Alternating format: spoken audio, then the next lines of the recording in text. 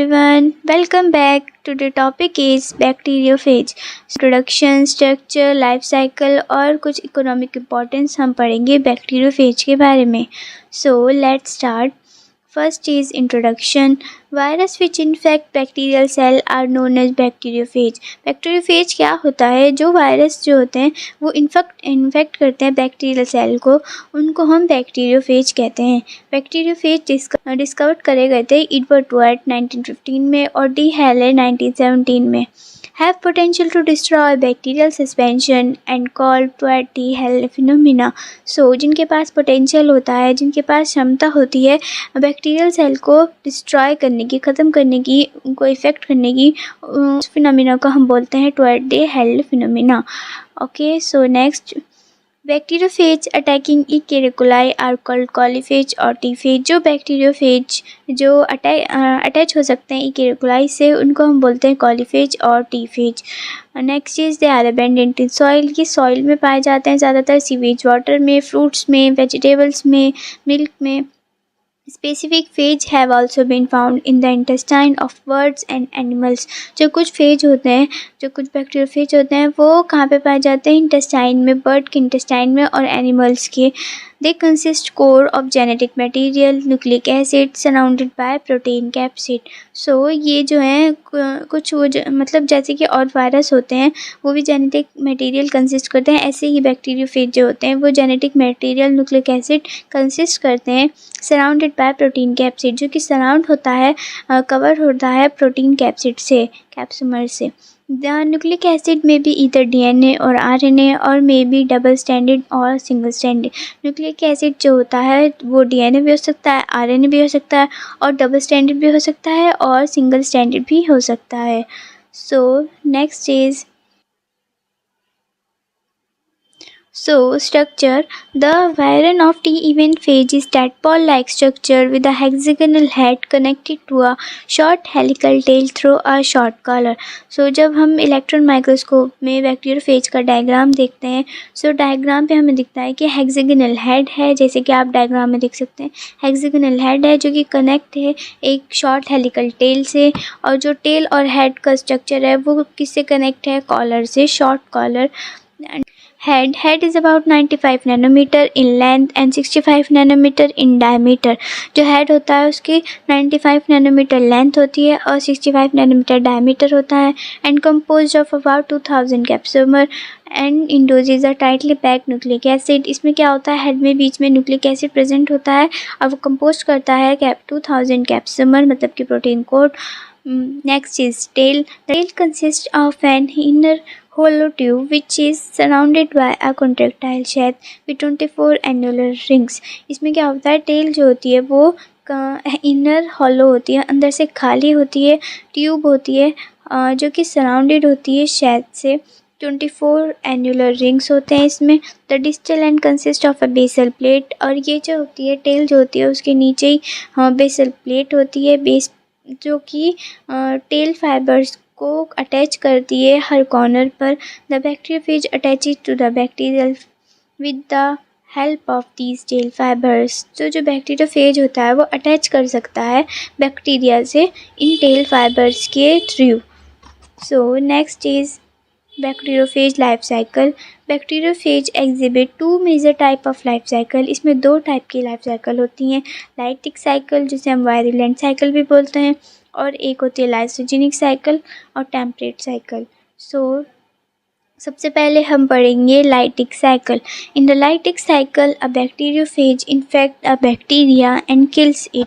इन lytic cycle में क्या होता है? बैक्टीरियोफेज इन्फेक्ट करता है बैक्टीरिया को और उसके पूरी मशीनरी पर उस पर कंट्रोल कर लेता है, और इट रिलीज प्रोजेनी वायरस और एक नया वायरस बनाता है. This cycle take place in the following step. और ये साइकिल कुछ स्टेप में टेकन होती है. तो हम इसके स्टेप पढ़ते हैं. सबसे पहले first step is attachment. The bacteriophage attaches itself on the surface of bacteria. This process is known as adsorption. तो जब बैक्टीरियोफेज बैक्टीरिया के सरफेस से जाके अटैच हो जाता है उस प्रोसेस को हम एडजॉर्प्शन बोलते हैं. Immediately after landing on the host surface, the tail shall then contract, pushing the central tubular part into the host cell wall just like an injection needle. The protein shell of phage remain attached to the host cell even after transfer of nucleic acid. Such empty protein shell are called ghost. So हम इसे diagram के through समझते हैं. सबसे पहले जब हमारा bacteriophage bacteria के सरफेस पे जाके अटैच हुआ, सो जो टेल शेल थी वो कॉन्ट्रैक्ट हुई. सेकंड उसमें देखिए डायग्राम में सेकंड स्टेप में क्या हुआ कि जो टेल है वो जाके अटैच हो गई उस पर और कॉन्ट्रैक्ट हो गई. उसके बाद जो टेल का होलो पार्ट था बीच का वो जो है उसमें से ट्रांसफ़र हुआ हमारा न्यूक्लिक एसिड बैक्टीरिया के अंदर, होस्ट सेल के अंदर. और जो रिमेन पार्ट हमारा बचा एम्प्टी पार्ट, जो खाली पार्ट था जिसमें न्यूक्लिक एसिड अब नहीं है, वो होस्ट सेल के अंदर जा चुका है, तो हम उसको बोलते हैं ghost. Next step is synthesis of new viral component in the host cell. अब हमारी होगी सिंथेसिस होस्ट सेल के अंदर. The phage nucleic acid once inside the bacterial cell. जब न्यूक्लिक एसिड हमारा बैक्टीरियल सेल के अंदर चला गया, take over the protein synthesis machinery of the cell. तो जो हो सेल जो है उसकी पूरे मशीनरी पे कंट्रोल कर लेगा bacteriophage. It suppresses the synthesis of bacterial protein. और उसकी जो प्रोटीन को बनने की क्षमता होगी उसको वो ख़त्म कर देगा. Then it hijack the host cell to replicate, transcript and translate the bacterial chromosome, capsomere, shell, base plate, tail fibre and viral enzyme. So जब वो उसने पूरा हाईजैक कर लिया होस्ट सेल को, सो वो अब रेप्लिकेट करेगा, ट्रांसक्रिप्ट करेगा, ट्रांसलेट करेगा बैक्टीरियल क्रोमोसोम को और उसमें प्रोटीन कोड बनाएगा जिसमें क्या बनेगी, हमारी बेस प्लेट भी, टेल फाइबर भी, वायरल एंजाइम हमारा तैयार होगा. So next step is assembly of new phage particle. On maturation, the head and tail protein of phage DNA assemble. तो जब हमारा सिंथेसिस हो गया उसके बाद मैचुरेशन के टाइम पे असेंबल होगा, मतलब कि हेड और tail protein phage DNA assemble, head और टेल हमारी बननी स्टार्ट हो जाएगी. And each component of phage DNA is surrounded by protein coat. और जो हमारा न्यूक्लिक एसिड था DNA जो है वो कब सराउंड होने लगेगा प्रोटीन कोड से, उसमें कैप्सोमर बनने स्टार्ट हो जाएंगे. Ultimately the tail structure are added forming a virion. और जो टेल स्ट्रक्चर है वो फॉर्म करने लगेगा वायरन, एक नया virus. Next step is release. The infected bacterial cell is lyse, releasing the progeny phage. The phage enzyme weaken the cell wall of bacteria during replication. So इसमें क्या होगा, जो हमारा इन्फेक्टेड बैक्टीरियल सेल है वो अब बस्ट होगा, लाइज्ड होगा और रिलीज़ कर देगा न्यू वायरस को, न्यू वायरन को, जो नए न्यू वायरन बने. The phage enzyme weaken the cell wall of bacteria during replication. So हम इसे डायग्राम के थ्रू समझते हैं एक बार. सो फर्स्ट स्टेप था अटैचमेंट. जब बैक्टीरिया जो है बैक्टीरियोफेज जो है बैक्टीरियल सेल से अटैच होगा आकर उसके सरफेस पे. नेक्स्ट स्टेप है penetration. Viral DNA enter the host cell. जो वायरल DNA होगा अब वो होस्ट सेल के अंदर एंटर हो जाएगा. थर्ड स्टेप होगा सिंथेसिस. इसमें क्या होगा कि रेप्लिकेट होगा, ट्रांसलेट होगा और फेज प्रोटीन बनना स्टार्ट हो जाएगा. Next step is maturation. Maturation के टाइम पे न्यू फेज पार्टिकल असेंबल होंगे. Next step is lysis. The lysis releasing the newly made phase. जो न्यू हमारे बैक्टीरियोफेज उसके अंदर वायरन जो प्रोड्यूस हुए हैं, बने हैं, अब वो बस्ट होंगे और वो बाहर निकलेंगे और फिर से ये साइकिल स्टार्ट होगी. वो किसी को बैक्टीरिया को इन्फेक्ट करेंगे और फिर से ये सारे स्टेप होंगे. Okay, so next cycle is lysogenic cycle. इसमें क्या होता है, in lysogenic cycle the phage genome enter the host cell through attachment and penetration. इसमें भी क्या होता है, लाइसोजेनिक साइकिल में भी जो होस्ट जीनोम होता है हमारा बैक्टीरियोफेज होता है वो एंटर करता है अटैचमेंट और पेनिट्रेशन के through. During the lysogenic cycle instead of killing the host phage, DNA integrate into the bacterial chromosome and become part of the host. So इसमें क्या होता है, ये कैसे डिफ्रेंशिएट है, लाइटिक साइकिल से। इसमें क्या होता है, लाइसोजेनिक साइकिल में ये होस्ट सेल को नहीं मारता और DNA integrate the bacterial cell and become part of the host cell, और ये होस्ट सेल का पार्ट बन जाता है एक, उसे मारता नहीं है। The integrated phase genome DNA is called prophase. जब वो फेज जिसमें जीनोम जो होता है वो पार्ट बन जाता है होस्ट सेल का, उसको हम प्रोफेज बोलते हैं। The bacteria carrying prophage without being lysed is called lysogenic bacteria. Bacteria carry prophage मतलब कि बैक्टीरिया जो है जुड़ जाता है होस्ट सेल से, तो उस बिना किसी लाइज्ड हुए, बिना बस्ट हुए, उसको हम बोलते हैं lysogenic bacteria. Bacteria replicate its chromosome. It also replicate the phage DNA and pass it on to new daughter during replication. इसमें क्या होता है, जो बैक्टीरिया होता है वो रेप्लिकेट करता है अपने क्रोमोसोम को, और रेप्लिकेट होगा डीएनए और पास होगा न्यू डॉटर सेल में। मतलब कि इसमें न्यू डॉटर सेल बनेंगी ड्यूरिंग रिप्रोडक्शन के टाइम पर। During lysogeny, when the host cell face harsh condition, then the prophage show induction, which result in the excretion of the viral genome from the host chromosome. After induction, the temperature phage follow the lytic cycle and then again undergo lysogeny in a new infected cycle. इसमें क्या होता है, lysogenic cycle में जब एक host cell जो होता है एक हार्श कंडीशन शो करता है, फेस करता है, तो उसमें एक्सीशन हो जाता है, मतलब कि बस्ट हो जाता है हमारा वायरल जीनोम बाहर फिर से होस्ट क्रोमोसोम से।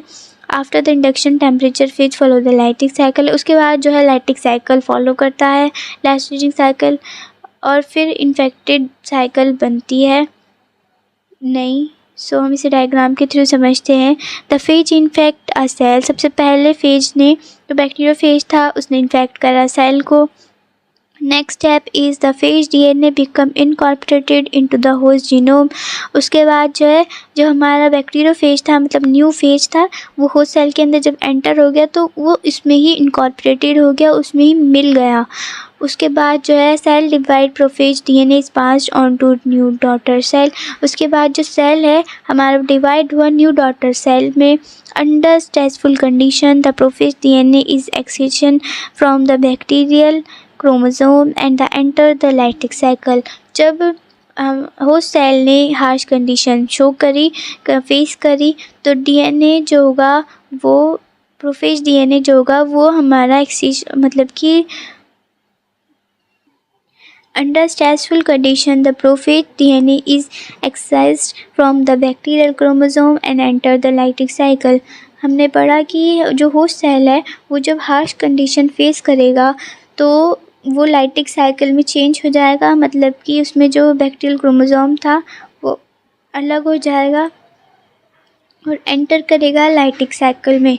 सो phage DNA replicate and phage protein are made, और फिर उसके बाद नए प्रोटीन बनेंगे, डीएनए रेप्लिकेट होगा, न्यू फेज पार्टिकल असेंबल होंगे, सेल लाइस हो जाएगा, बस्ट हो जाएगा और रिलीज़ कर देगा new bacteriophage, new virion. So next is economic importance of phage particles. Phages have been used in prophylaxis and treatment against dysentery, Ehrlich fever, cholera, plague, and many other pathogenic bacterial disease. However, currently due to introduction of antibiotic phage therapy and prophylaxis of infection disease are used only to a limited extent. इसमें क्या phase जो होते हैं वो use होते हैं treatment में, जैसे कि फीवर, कोलेरा, प्लेग और अदर पैथोजेनिक बैक्टीरियल डिसीज़ जो होती है उसमें भी ये यूज होते हैं ट्रीटमेंट में। However, currently due to introduction of antibiotic phage therapy and prophylaxis of infectious disease are used only to a limited extent. Phage are also used in the diagnosis of gut infection. ये disease होती हैं bacterial disease, इनको diagnosis करने में, पता करने में कौन सी डिसीज़ है उसमें भी हमारी हेल्प करते हैं। Can be determine the help of special phage, और स्पेशल फेज से हम पता कर सकते हैं। Phage are also helpful in the lysis of bacteria present in polluted water, hence they can be use as scavengers. Scavengers की तरह use होते हैं। ये जो है पॉल्यूटेड वाटर जैसे हो जाता है तो ये बैक्टीरिया प्रेजेंट होते हैं उसमें, तो ये बैक्टीरिया को लाइसिस के थ्रू ख़त्म कर देते हैं और पॉल्यूटेड वाटर प्योर हो जाता है, साफ़ हो जाता है बैक्टीरिया से। Can be used as bio control agent in agriculture and petroleum industry. जो बायो कंट्रोल एजेंट की तरह भी यूज़ होते हैं एग्रीकल्चर में और पेट्रोलियम इंडस्ट्री में। Fish are often very harmful as they kill beneficial microorganisms by their lysogenic activity during the process of manufacture of antibiotic and milk product। ये जो होते हैं कई बार हार्मफुल भी हो जाते हैं, ये किल कर देते हैं बेनिफिट माइक्रो ऑर्गेनिज्म को जो कि फ़ायदा देते हैं और अपनी लाइसोजेनिक एक्टिविटी से उनको ख़त्म कर देते हैं, तो ये कई बार हमें हार्मफुल भी शो होते हैं। तो topic is complete. If you like the video please comment and subscribe my channel for new topics. Okay, bye.